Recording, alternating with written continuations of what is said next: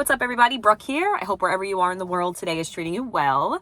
So it is Saturday. I am taking a break from doing my household chores. I have the vacuum going in my house right now. My kids are working. So I am just taking a couple minutes, enjoying a smoothie, and I wanted to catch up with my little YouTube community here. So first things first, I apologize. I've been MIA. I am in the throes of my apprenticeship program. I am in the 5th year of my apprenticeship program. I'm currently doing MedGas. We have a big test coming up in a couple weeks that if I fail this test, I have to take it again. And it's a new test. So all the material I learned may or may not be on that test. So it's a lot of pressure. This is my, the NFPA 99 book. This is all the stuff that I have to do. It's very, very overwhelming. But I wanted to jump on here, take a couple minutes, and use this as an opportunity to answer questions that I've had specifically pertaining to the apprenticeship program. So I'm going to do my best. I'll try to keep this video pretty short, but I want to talk about what to expect from a union apprenticeship program and answer questions that people have asked me about it. You can follow me on Instagram at meetbrooke with 2 E's. MEETBROOKEE. That's where I'm getting a lot of my questions, or I get it on my YouTube channel. I will get back to you. I'm just grinding right now in my life, so it might take a little bit, but I still want to share my insight. I'd like to connect with other tradesmen and women out there. So let's just get into this video. So the union apprenticeship program. So one question that I get a lot is, why did I decide to do a union apprenticeship program? And I'm just going to be completely honest. I'm a grown woman, and I feel like everybody needs to be transparent. The biggest reason why I went into a union, the number one reason, is because you make money in a union. You have collective bargaining, and you just have things that like a private company can give you benefits, right? You can get benefits, things that we don't get in the union. But because you have power, the idea of a union is that you have collective bargaining, which is when a group of people come together and they fight for fair wages, vacation pay, things like that, pensions. You're really able to have insurance. You're really able to have a little bit of like bargaining power with dealing with contractors and states and jobs and things like that. So I really was very attracted to the idea of making a good salary, because I was coming from the non-union sector after I sold my business. And I was a non-union welder, and I made okay money, but that was it. I didn't have insurance. I didn't have, don't mind me. I have a chocolate smoothie with whipped cream. I'm such a slob. I just got a bunch of stuff on my face. I have a little bit of a cold, so don't mind my voice. I also have a New York accent, so that's not, I keep getting those comments too. But yeah, so when I was a welder, a non-union welder, I made good money, but I didn't get insurance. I didn't have a pension.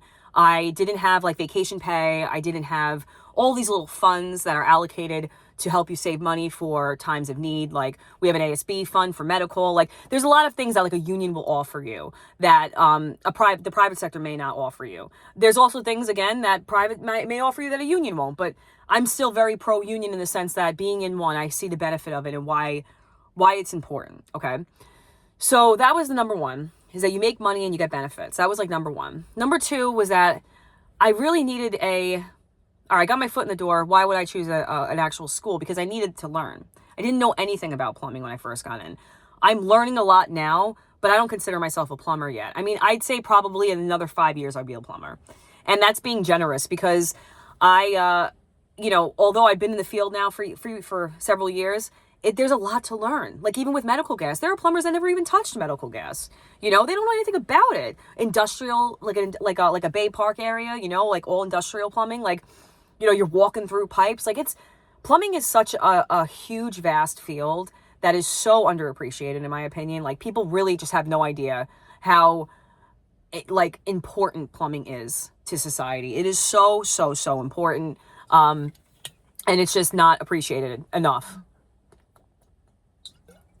But I needed a school. I really needed a school. I needed to learn, So essentially I came off the street, and I was able to get into the union, start getting paid. I didn't get paid a lot in the beginning, especially coming from where I was, but I got benefits that I never had before. I got insurance that I didn't have before. And I was going to school. I was learning. And I remember when I was in the interview process, and they're like, this is a 5-year trade school. They're like, you have 2 nights a week. They're like, it's a big deal. And I was like, well, I can do it. I can figure it out. And it was, especially as a mother, it was. There are a lot of women that join the unions that they don't have kids. It's a different experience, you know?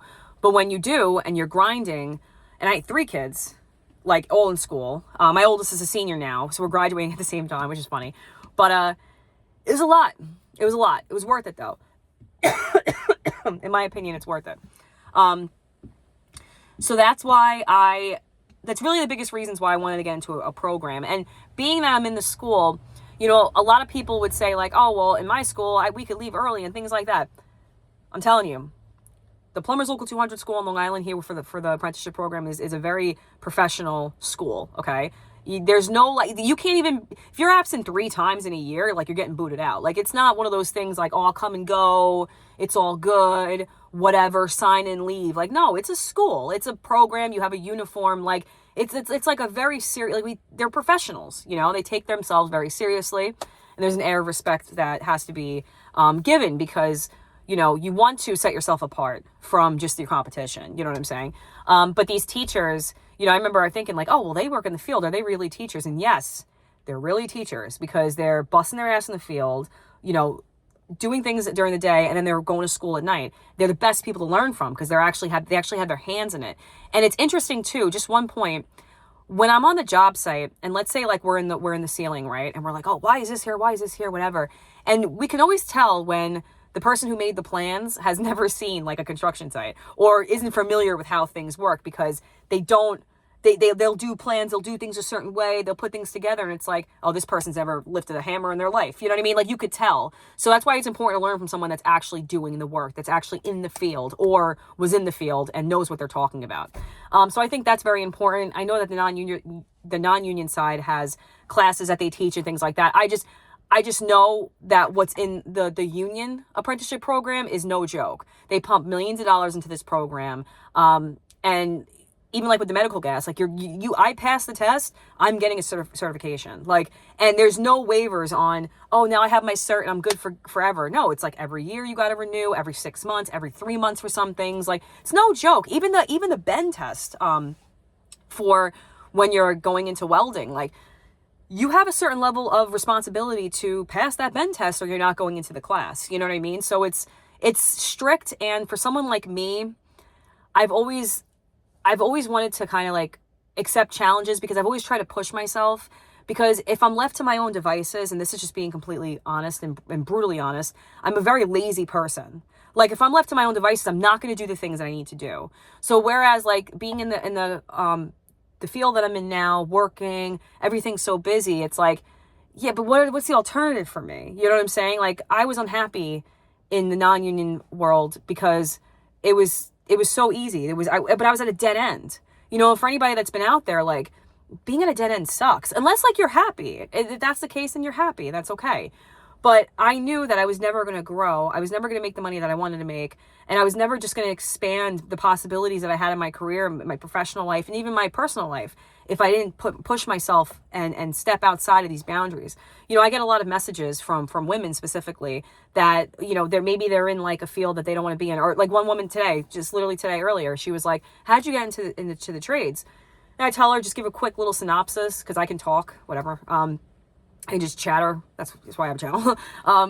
And I was giving her a little bit of info, and she's like, you know, I always was interested in the trades, but I just went into social work because it was easier. She's like, but now 15 years down the road, I'm not happy, and I'm considering going into the trades. Do you think I'm too old? And I was like, well, first off, like, if you're in your 70s, yes, I think you're too old. But if you're in your 40s, 50s, I don't think you're too old. Because what, you can still pump out 15 years of good work, 20 years of good work. I mean, granted, you know, you want to probably pick something that's a little less labor intensive, but it's never too late if your heart's beating. That's how I feel. It's never too late. And you have to feel like that. But as far as a career move, I think you can segue from doing anything into the trades. I don't think it discriminates. If you're willing to work, if you're willing to take direction, not have an ego, be humble, because that's the biggest thing that I see with a lot of people, is that they don't want to take direction from people. Like, you know, I'll be on the job, and it's not even with me. It's with what I see with other, like, let's say, apprentices. A little bit of knowledge is dangerous sometimes in certain situations, especially with young men and women. If they know a little bit and someone's telling them how to do something, you know, this isn't all the time, but this is just stuff that I've seen. Sometimes if they're not mature enough, they'll take it as like an attack on their intelligence and they don't want to do what they're being told to do, you know? Or like in my example, I'm 37. So like if I have like a foreman that's a little younger than me or maybe around the same age, like, you know, I always just listen to what they say because, oh, you're a higher position than me, or you know more than me, you're a journeyman, and I don't take offense to it. But there are people that do take offense to it. I'm not listening to this kid tell me what to do. Okay, well, you should, because you're not on the same level as that. You know what I'm saying? You can't pipe that room out. You gotta take direction, you know? So I think that's the biggest thing. And I really like the idea of being with a group of people that you can kind of all learn off from each other. And also just like the camaraderie of it, you know, like now that I'm working in the field and I work on a job site. I'm with plumbers, electricians. I'm with all different types of trades. You know, it's a lot of fun. It makes if you're with good people, it makes the day go faster as opposed to like being in a cubicle behind a desk, you know, with the same 3 people you can't stand that are around you. Kind of thinking like Office Space, you know, the movie from the 90s. But that's like the biggest thing. So like, just to circle back to the trades program, to the apprenticeship program, I think it's a very important program. And I think it needs to be pushed more, especially on our youth, because there are just a lot of industries that are being automated and they may not need the manpower they needed at one time. But there's also infrastructure that needs to be built. There's also a lot of people retiring. So there's a lot of opportunity for men and women alike to grow within the trades, to grow within whatever trade they want to get into, whether it be carpentry, welding, plumbing, HVAC, you know, whatever, like electrician work. I mean, there's so much, especially like there's a lot of electrician work, especially in New York. There's all of our like wells and systems for plumbers. There's a lot of things that are available. Cause some people will be like, oh, well, isn't it oversaturated? No, it's not oversaturated. It's not, especially if you set yourself up and you're a skilled person. You're skilled, you're professional, you take your work seriously and you do a good job and you show up. The first thing is to show up. It's not hard to outshine or to be a golden star in like the construction world. You just have to work. That's all you got to do is just got to work. So the apprenticeship program thus far, being that I'm in my 5th year, it was the fastest and slowest time in my life. As I was going through it, it seemed like it was dragging. But now that I look back, I'm like, I went like that. It went so fast. So I'm really just, for this year, I'm really trying to take like all of my mental capacity and faculties and, you know, just everything that I know and like do my best, throw everything I have at these tests. I have a STAR exam at the end of the year. I have to pass. It's like, there's not an option for me to fail or maybe I'll pass. No, I have to, it's non-negotiable. Have to pass. So that's what I'm working on right now. And then even growing beyond being just a journeyman, right? Which, you know, I won't be a journeyman for another year, but even growing beyond that and doing my own thing and getting into what I want to get into, which is the whole reason why I got into the field. I don't want to say too much because I feel like when you tell people too much and it doesn't happen, or now you have people that are like monitoring you, or maybe you don't have the best interest, whatever. So like that's another side tip. Try to say less, you know what I mean? But in this position of being someone that is going through the apprenticeship program, I think that there's so much opportunity for people, and I'm just a big advocate of it. So I'm trying to figure out what other things people ask me. Like, so a lot of people ask me, how do you get into it? That's a big one, because it's not like you're going to like, you know, open like the penny saver, or that's showing my, I worked with a woman, if anybody's from Long Island, it's, the penny saver was like the Yankee Trader. It's like a little, like, kind of like a community newspaper.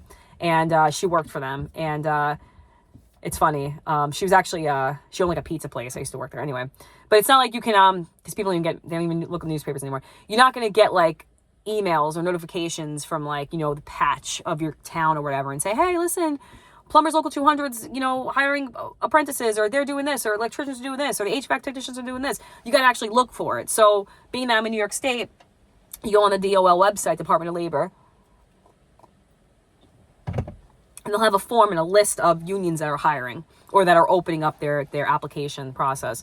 So like I know 638, I think they're like every 2 years or something like that. 638 Steam Fitters in New York City. It's like a really good union to be a part of. You have Plumbers Local 1, New York City Plumbers. You have the Elevator Union, bunch of snobs, but they do such important work. I think that's Local 15. And it'll just say like, you have to first off see what field you want to get into. That's another thing too. Like a lot of people, like they may not want to get into, they may not know what to get into, and it's up to you to figure out like where your skill sets are. The biggest reason why I got into plumbing is because my prerequisite was that I needed to make sure that it was something that was AI proof, which sounds silly. And I've gotten like really nasty comments about people being like, you're so crazy, whatever. I wanted something that couldn't be automated by a computer. Now that we have the Tesla bot, I don't know. I mean, it looks like he can probably do some plumbing, but I'm not going to worry about him just right now, at this point. But I like the idea of working in different areas, not in the same spot. I like the idea of being in different weather conditions, which sounds kind of weird, but like it shakes things up for me. I like the idea of just working with different systems, medical gas, residential, commercial, industrial, like different types of pipes, clean work, soldering. Like I like the idea of doing multiple things, because what happens is when you cast your net over several, like plumbing specifically, a lot of different skill sets shine in plumbing because there's a lot of different things you can do in plumbing. But when you cast your net wide, it folds into other areas, So like I remember this one guy, I have a cat on my windshield that keeps scratching because he wants some food, but he's like, they say beggars can't be choosers. He was a homeless cat that I've just been feeding, and he doesn't like the food that I'm giving him. So, okay, that's a side note. Anyway, so now he's complaining. But there was this guy that I used to work with. He was a plumber. He was a plumber for a little while. He was going to school for it, and then he got into being a mechanic. But because of what he learned from plumbing, he was able to switch that skill set to being a mechanic, working with like hydraulic hoses. And it was a special skill set he had because he worked on like these huge bobcats, these huge machines. He was in the breakdown business, and he talked a lot about the hoses and things like that. And just like, it's just very cool, like to see like going from one place, using those skill sets into another field. And that's what I wanted to do, right? That was a big thing for me. So I have to say, like, you have to find where your skill sets are. There are a lot of women that reach out to me, I feel like would be better in like being an electrician or being a welder. Women are very creative. Men are, of course, as well, but women have like a good eye-hand coordination. We're great at paying attention to fine detail. So I feel like with working with small, like delicate parts, like being an electrician or being in fabrication is a big thing for women. You can be in artistic fabrication. I was really interested in making like staircases. Like if you ever seen some of these staircases are wild. Like that's a whole other architectural type of field that I've never really dipped my toe in, but it is something that I remember one time I found out this artist was selling their business, and I really heavily considered buying it, but I was like, I literally know nothing, and there's no one that's going to teach me. So I have to be smart about it. But yeah, you got to see what you like. You got to see what you're good at. And see what you're willing to do for the next 20 years, 30 years, depending on how old you are. But that would be my advice. So I try to cover a couple different things. The video is getting a little long. And I'm sorry, I'm trying to look at the viewfinder. My hair is probably all insane. But I just wanted to jump on here and talk about it, give you my perspective. And if anybody has any particular specific questions about the union apprenticeship program, I'll try to do a better breakdown of what to expect, like real quick, right?